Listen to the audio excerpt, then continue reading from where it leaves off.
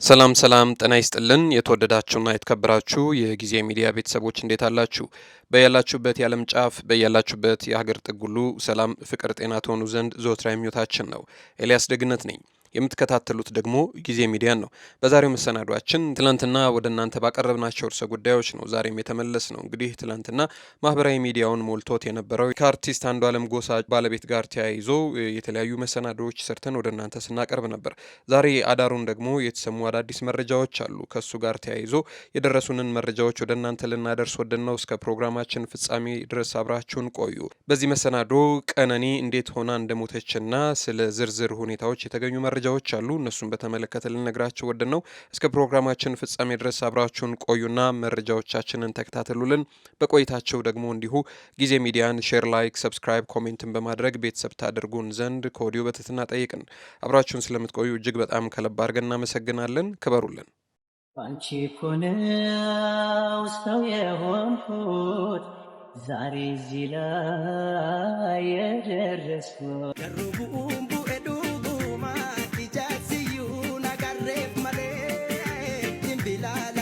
Naannaan goromsaa humnaata jedhu hayyootiyya roorroo hedduu dandeessee obsaan as geessee deesseetiyya. ባንቺ እኮ ነው ሰው የሆንኩት ዛሬ እዚህ ላይ የደረስኩት። እንግዲህ ትላንትና ቀኑን ሙሉ በማህበራዊ ሚዲያ መላለስ የዋለውና እልፍ ሲልም ደግሞ በጣም በብዙዎች ዘንድ እንዲህ ያለው ጉዳይ እንዴት ሊከሰት ቻለ? ከትላንት በስቲያ ደስተኛ የነበረች ልጅ እንዴት ሆና ነው ከፎቅ ላይ ወድቃ ሞተች የሚባለው የሚሉ በጣም ብዙ ጥያቄዎች እየተነሱ ይገኛሉ። ደግሞ ወዲህ እንዲህ ያለው ጉዳይ ከራሱ ከአንዷለም ጎሳ ጋር ተያይዞ ነው መመርመር ያለበት የሚሉ ግን ደግሞ ያልተጣሩና ፖሊስም ደግሞ ለጊዜው መረጃ ሊሰጥባቸው ያልወደዳቸው ጉዳዮች እየተነሱ ይገኛሉ። ወዲህ እሱን የገደላት ወዲያ ደግሞ እንዲህ ያለው ነገር በመረጃና በማስረጃ ሳይረጋገጥ እሱ ነው ብሎ ማለት ተገቢ አይደለም የሚሉ በጣም ብዙ ሰጣ ገባዎች ይነሳሉ። ሚስት ነች አይደለችም የሚሉም ጉዳይ ደግሞ እንዲሁ የተነሱና መከራከሪያ ርዕሰ ጉዳይ ሆነው ሲነሱ ቆይተዋል። በሱም ላይ ደግሞ ትላንትና እንዲህ ያለውን መረጃ በተመለከተ መሰናዶ ሰርተን ወደ እናንተ ማቅረባችን ይታወቃል። ዛሬ አዳሩን ደግሞ ከቢቢሲ የተገኘ መረጃ አለ። ቢቢሲ የአርቲስት አንዷለም ጎሳን ማናጀር አግኝቶ ያናገረው መረጃ ነው። እልፍ ሲልም ደግሞ ከሌሎችም ግለሰቦች የተገኙ መረጃዎች አሉ። እነሱን በተመለከተ ነው ልነግራቸው የወደድ ነው። እንግዲህ ወደ ዋናው መረጃችን ስናልፍ አርቲስት አንዷለም ጎሳ ከባለቤቱ ሞት ጋር በተያያዘ በፖሊስ ቁጥጥር ስር መሆኑን ትላንትና አዘጋጅተን ወደ እናንተ ባቀረብነው መሰናዶ ነግረናቸው ነበረ። በኦሮምኛ ሙዚቃዎቹ በስፋት የሚታወቀው አርቲስት አንዷለም ጎሳ ከባለቤቱ ከቀነኒ አዱኛ ሞት ጋር በተያያዘ ነው በፖሊስ ቁጥጥር ስር እንዲውል የተደረገው። በማህበራዊ ሚዲያ በርካታ ተከታዮች ያሏት ቀነኒ አዱኛ ማክሰኞ ጠዋት መሞቷን ተከትሎ በርካቶች ሀዘናቸውን ከመግለጻቸው ባሻገር የሞቷ ምክንያት ጣራ እየጠየቁ ይገኛሉ። ጉዳዩ ሳይጣራ ግን ጉዳዩ ላይ በመሰለኝም በደሳለኝም የራሳቸውን አስተያየት በየማህበራዊ ሚዲያ ላይ እየሰጡ ያሉ ግለሰቦች አሉ። እንዲህ ያለው ጉዳይ ፖሊስ ሁኔታው መርምሮ አጣርቶ የሞቷ ምክንያት ይህ ነው ብሎ እስካላለ ድረስ ግን ገዳይ እሱ ነው ገዳይ እሱ አይደለም የሚሉ ጉንጭ አልፋ ክርክሮች በኋላ አርቲስቱንም የአርቲስቱ ቤተሰቦችንም እንዲሁም ደግሞ የሟችንም ቤተሰብ በብርቱ የሚጎዱ ጉዳዮች መሆናቸው ከወዲሁ ሊታወቅ ይገባል። ፖሊስ በጉዳዩ ላይ እስካሁን ምንም አይነት አስተያየት መስጠት አልቻለም። ቢቢሲ ደግሞ በበኩሉ የቀነኒን ሞት ምክንያት ለማጣራት ከፖሊስ መረጃ ለማግኘት ጥረት አድርጎ እንዳልተሳካለትም በዘገባው ጠቅሷል። የአርቲስት አንዷለም ማኔጀር ሌሊሳ እንድሪስ የአስክሬን ምርመራው በሚኒሊክ ሆስፒታል እንደሚደረግና የሟች የቀብር ስነ ስርዓት እረቡ እንደሚከናወንም ለቢቢሲ አፋን ኦሮሞ መግለጹ ታውቋል። ቀነኒ ከሚኖሩበት ህንፃ መውደቋንና ንጋት 11 ሰዓት አካባቢ መሞቷን ሌሊሳ ተናግሮ አንዷለምና ቤተሰቦቹ ወድቃ እንዳገኟትም አስታውቋል። ሌሊሳ ንጋት 11 ሰዓት ስልክ ተደውሎለት ቀነኒ ጉዳት ደርሶባት ሆስፒታል እንደገባች እንደተነገረው ገልጾ እስካሁን ባለው መረጃ መሰረት ግን ከአምስተኛ ፎቅ ወድቃ ስለመሞቷን የተናገረው ሁኔታውን ለማጣራት ምርመራ ተጀምሯልም ሲል ገልጿል።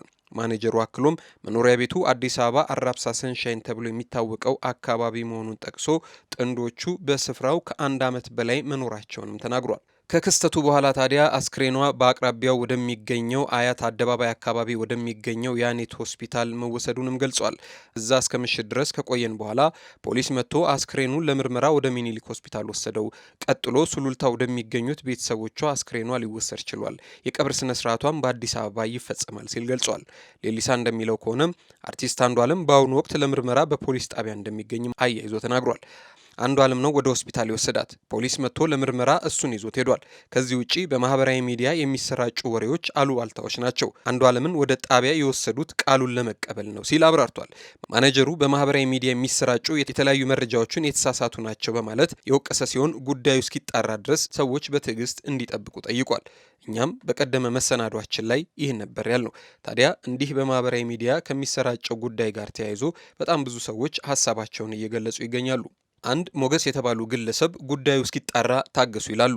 ሰው በድንገት ሲሞት ፖሊስ የወንጀል ምርመራ ማድረግ የተለመደ አሰራር ወይንም ደግሞ ስታንዳርድ ፕራክቲስ ነው ይላሉ።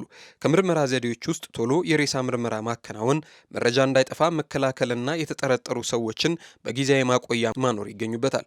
መረጃ የሚሰበሰበው ሕጋዊ ስርዓት ጠብቆ ሲሆን ብዙ ጊዜ ምርመራ የሚጀመረው ከቅርብ ሰዎች ነው። ለምርመራ ቃል መስጠት ማለት የግድ ተጠርጣሪ አያስብልም። ተጠርጣሪ መባሉም ግለሰቡ ወንጀል ስለመፈጸሙ የሚነግረን አንዳችን ፍንጭ የለም። ክስ ቢመሰረት እንኳን ጥፋተኝነት የሚረጋገጠው በበቂ ማስረጃ በፍርድ ቤት ውሳኔ ብቻ ነው። ስለሆነም ለጊዜው በፖሊስ ስትጠየቁ መረጃ ከመስጠት ውጪ ጣት መቀሰር የስም ማጥፋት ውስጥ ያስገባልና ጥንቃቄ ያስፈልጋል። ስለዚህ አሁን ለግለሰቡ ሀዘኑ በራሱ ስለሚበቃው ባልተረጋገጠ ጉዳይ ላይ ገዳይ ነው አይደለም በሚል ክርክር መግባቱ ተገቢ አይደለም ይላሉ። ጥንዶቹ በቅርቡ ትዳር የመመስረት እቅድ እንደነበራቸው ማናጀሩ ለቢቢሲ ተናግሯል። ቢቢሲ ከቀነኒ ቤተሰቦች እንዲሁም ከአንዷለም ቤተሰቦችና ከፖሊስ ተጨማሪ መረጃ ለማግኘት በብዙ በሞክረም አልተሳካልኝም ሲል ዘግቧል። ቤተሰቦቿ በብዙ ልፋትና ድካም አሳድገው አስተምረው እልፍ ሲልም አስኳላ ዘልቃ እንድትማር ያበቋት ልጃቸው ቀነኒ በኢንጂነሪንግ ዲግሪ ከአርባ ምንጭ ዩኒቨርሲቲ የተመረቀች ከመሆኑም በመለስ በሞዴሊንግና በማስታወቂያ ስራዎች በማህበራዊ ሚዲያዎች ላይ በስፋት የምትታወቅ ጎበዝ ልጅ ነበረች። ሁሉ ሰው እንደሚኖር እንጂ እንደሚሞት አያስብምና ቀነኒ በሚቀጥለው ቅዳሜ ልደቷን ለማክበር ከወዲሁ ዝግጅቷን ለመጀመር ፎቶዎች እየተነሳች እንደነበርም ተነግሯል። ለልደቷ የሚሆኑ ፎቶዎችን ሲያነሳት የነበረው የፎቶግራፍ ባለሙያው ወንደሰን በጋሻው ወይንም ወንዴክስ ስቱዲዮ ፎቶ ስለተነሳችበት ቀንና ስለ ውሏቸው ሲናገር እንዲህ ሲል ነበር የጻፈው። ከ9 ቀን በኋላ ልደቷ ነበር። ቀን እስከ ማታ የልደት ፎቶዎችን ሳነሳት ነበር። ጠዋት መርዶ አረዱኝ። በፎቶግራፍ ስራዎች ካፈራኋቸው ወዳጆቼ መካከል የቀኝ እጄ የምላት እህቴ ቀነኒ አዱኛ መካሪዬ፣ ጓደኛዬ፣ የክፉ ቀን ወዳጄ ነበረች። ትላንት መጋቢት 1 ቀን 2017 ዓ.ም ከቀኑ 10 ሰዓት ጀምሮ እነዚህን የልደት ፎቶዎች ሳነሳት ነበር።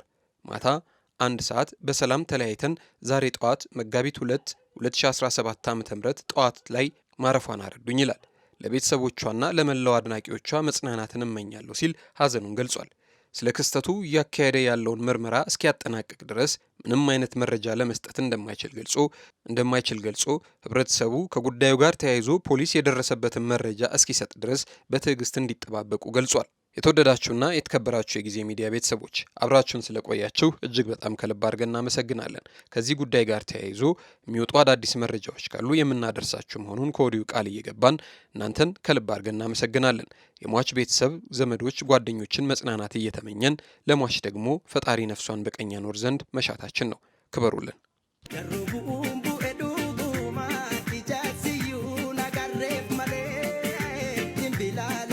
Naannaan goromsa uunata jedhu ayyootiya roorroo hedduu dandeessee obsaan as geessee deesseetiya. ባንቺ እኮ ነው ሰው የሆንኩት ዛሬ እዚህ ላይ የደረስኩት